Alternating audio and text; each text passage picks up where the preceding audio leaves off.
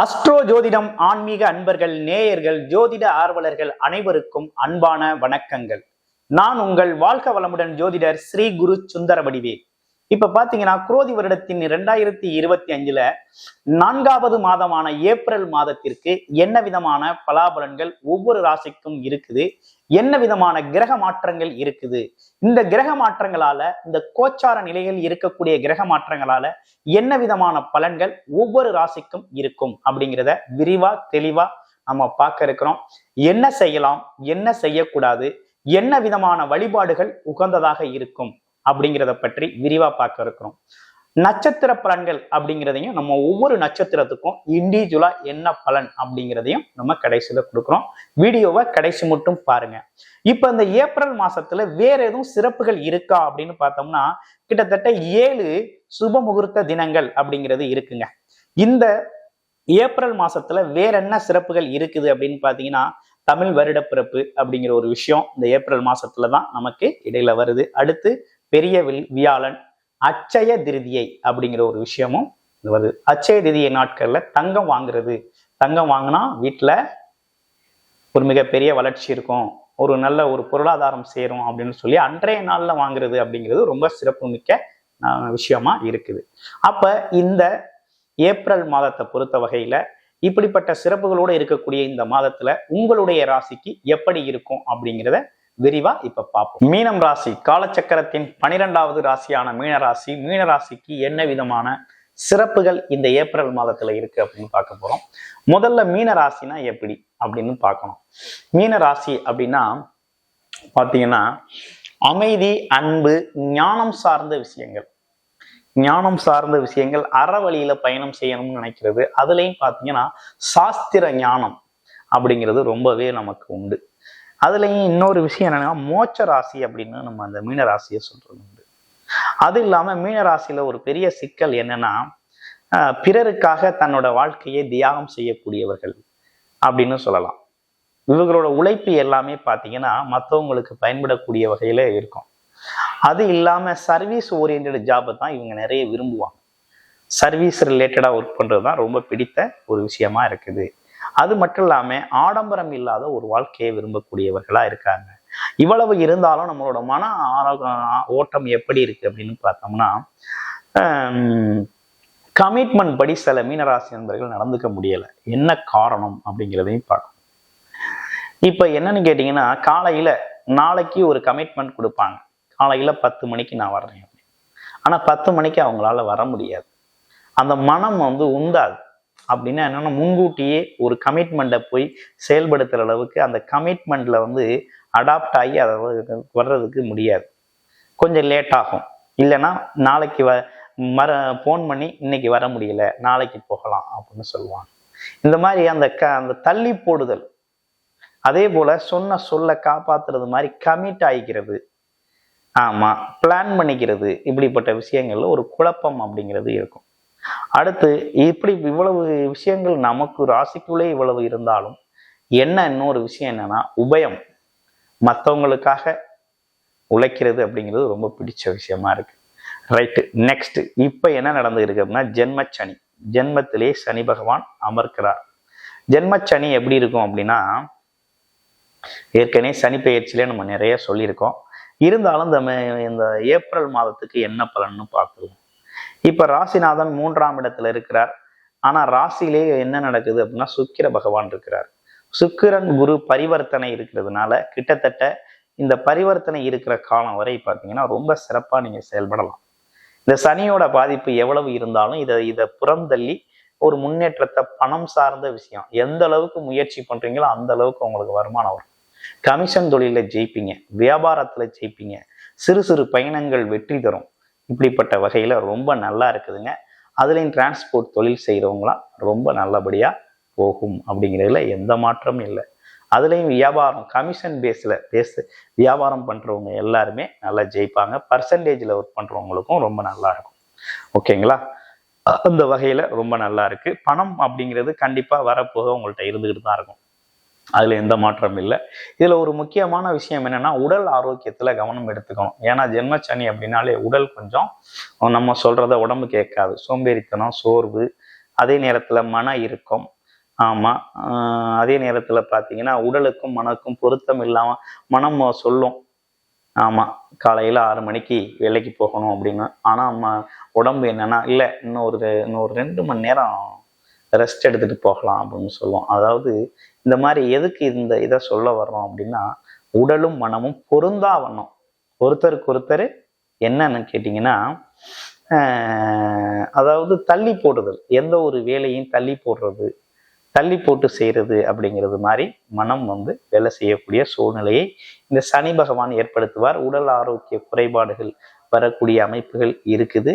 உடல் ஆரோக்கியம் எடுத்துக்கங்க, மன ஆரோக்கியம், தர்ம காரியங்கள் புண்ணிய காரியங்கள்ல ஈடுபடுங்க, தான தர்மங்கள் நிறைய செய்யுங்க, ரொம்ப நல்லா இருக்கும். ஆஞ்சநேயர் கோயில் வழிபாடு தொடர்ச்சியா செஞ்சுக்கிட்டு வாங்க. அடுத்து வேலை, தொழில், வருமானம். தொழில் எப்படி இருக்க போகுது அப்படின்னா, தொழில் நல்லா இருக்கும். உங்களோட முயற்சி எந்த அளவுக்கு இருக்கோ அந்த அளவுக்கு தொழில் நல்லா இருக்குங்க. தொழிலில் ஒன்றும் பெரிய சிக்கல்கள் ஒன்றும் இல்லை. தொழில் எந்த அளவுக்கு முயற்சி இருக்கோ அந்த அளவுக்கு ஆதாயத்தை தரக்கூடிய வகையில் இருக்கு. வேலை அமைப்பு எப்படி இருக்கு அப்படின்னா, வேலை அமைப்புகள் ரொம்ப நல்லா இருக்கு.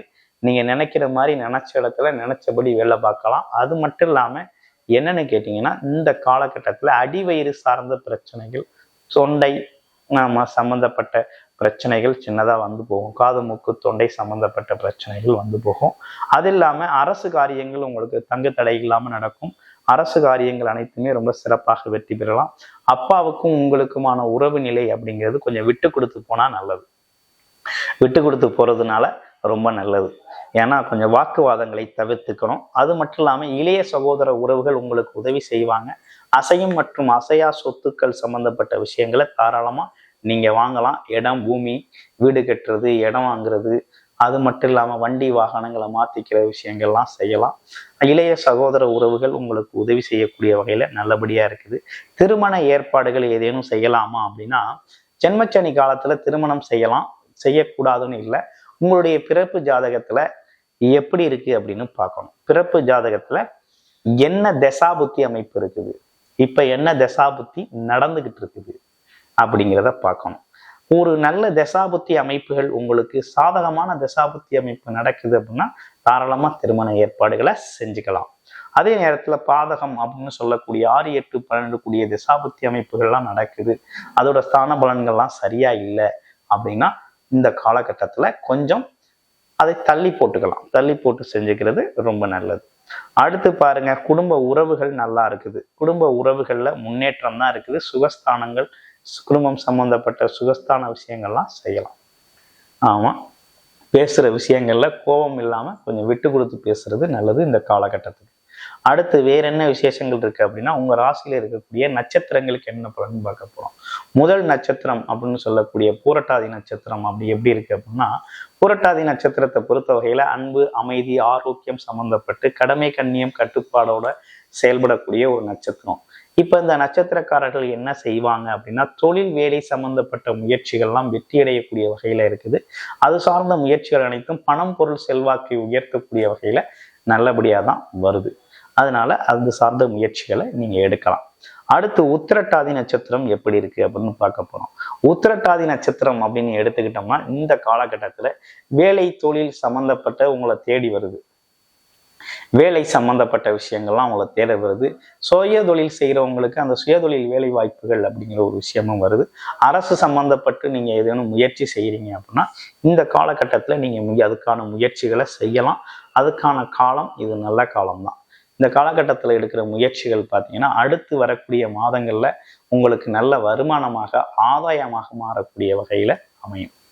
அடுத்து பாருங்க, ரேவதி நட்சத்திரம். ரேவதி நட்சத்திரத்துக்கு எப்படி இருக்கு அப்படின்னா, இந்த காலகட்டத்துல இடம், அதாவது என்னன்னா இடமாற்றம் செஞ்சுக்கிறது, வீடு மாற்றம் செஞ்சுக்கிறது, கூட்டு தொழில் செய்யலாமா அப்படின்னா ஒரு ஆலோசனையின் பேர்ல செஞ்சுக்கிறது.